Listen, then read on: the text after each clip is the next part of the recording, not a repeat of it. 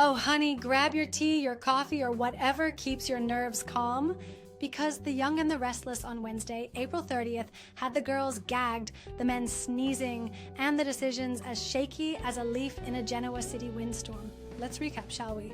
This episode was a swirling mix of fevers, feelings, firings, and a whole lot of flirting. Let's get into it. Victoria is perched on the couch looking fresh and hydrated, while Cole is over there, coughing like he's about to start a pandemic of his own. Sis said, "You look glassy-eyed," and I screamed because, yes, he looks like he caught feelings, germs, and possibly the plague all at once.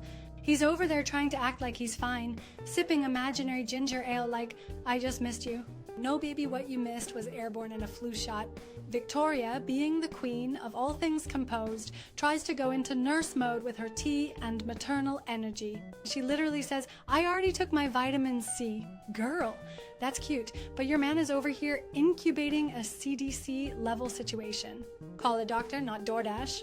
And he really tried to be chivalrous, talking about, "I'll go to the club to keep my germs away from you."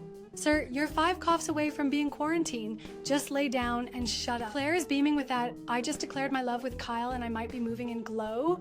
And Nikki's trying her best not to sip her glass like holy water. Claire's like, "We're looking for a place." And Nikki's face is reading, "Victor Newman's aneurysm loading." Now Nikki gives her classic advice, "Follow your heart." Which is cute, but this is Victor we're talking about. You don't follow your heart, you follow his rules, or you follow your bags to the curb. Claire is like, "I want to tell him myself." And Nikki's inner monologue is just one long, "Dear God, no." But she says, "Okay, but let me warm him up." "Ma'am, you better bring oven mitts. That man is ice cold on Kyle-related issues." And let's not ignore that tender moment when Nikki said, "You're just like your mother, like Newman through and through." I cried, then I screamed. Because now I know Claire's about to do something wild and impulsive, and bless her heart, she's got the DNA to back it up. Claire shows up all excited with her moving plans, and instead of a housewarming, she walks into Outbreak 2, Cole's Couch Chronicles.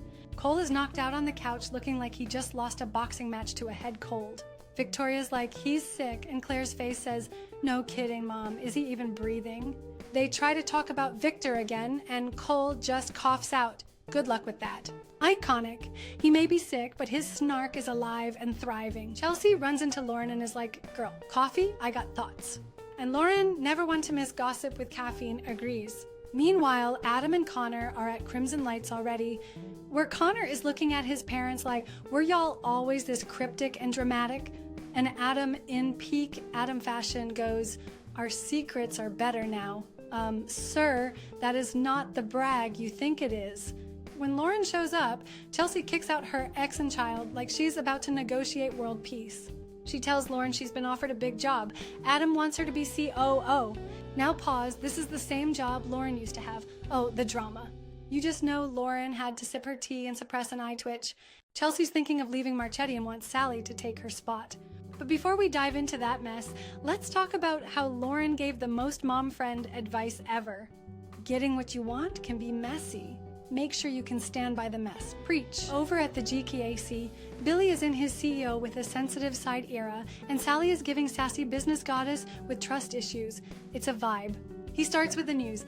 Phyllis has been fired. Insert slow clap. Sally's like, "Wait, you did that?" And Billy's like, "Yeah, I held on too long. Sir, we all know. He wants Sally on his team, and not just in the boardroom, if you catch my drift."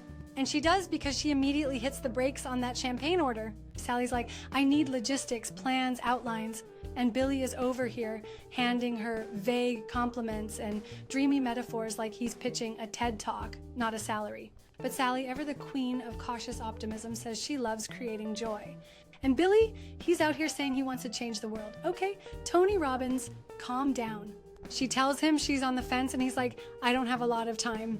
Boy, don't rush the spectra. She moves on her own time. Then, in true soap fashion, just as the business talk cools off, he swoops in with a kiss. And I'm over here yelling, "Sir, you just fired someone yesterday." Final thoughts. What in the Genoa City is going on? Victor's about to explode over Claire's love life. Cole's coughing like he needs an exorcism. Chelsea is about to drop a career bombshell, and Sally is being courted for the boardroom and the bedroom simultaneously. And you know what? I lived for every minute of it. So let's raise a glass of emergency for Cole, a prayer candle for Nikki's nerves, and maybe a resume for Phyllis. Genoa City is doing what it does best, being messy, emotional, and oh so addictive. Until next time, darlings, stay shady, stay fabulous, and never let a man with a cough talk you out of common sense.